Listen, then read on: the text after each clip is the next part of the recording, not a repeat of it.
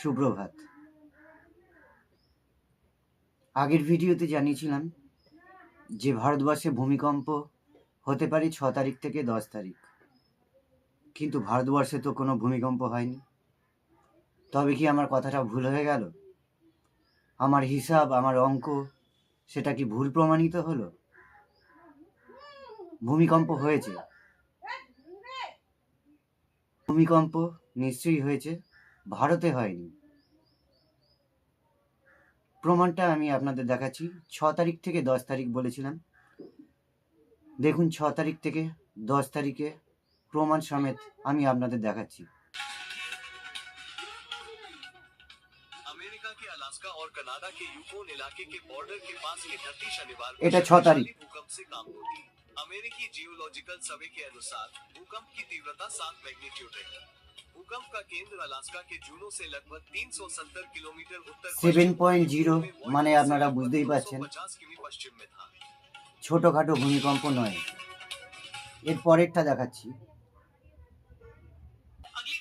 এটা দেখুন,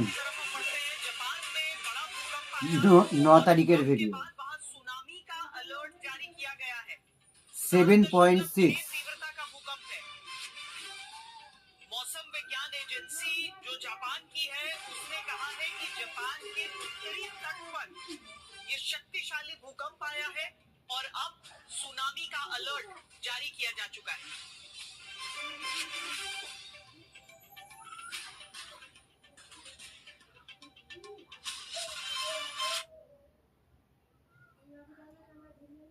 7.0, 7.6 এটা ছোটোখাটো ভূমিকম্প কখনোই ধরা যেতে পারে না। এখনো 35-36 দিন বাকি। ভারতে যদি হয় তাহলে ভয়াবহ আকার অবশ্যই নিতে পারে, সুযোগ অবশ্যই আছে।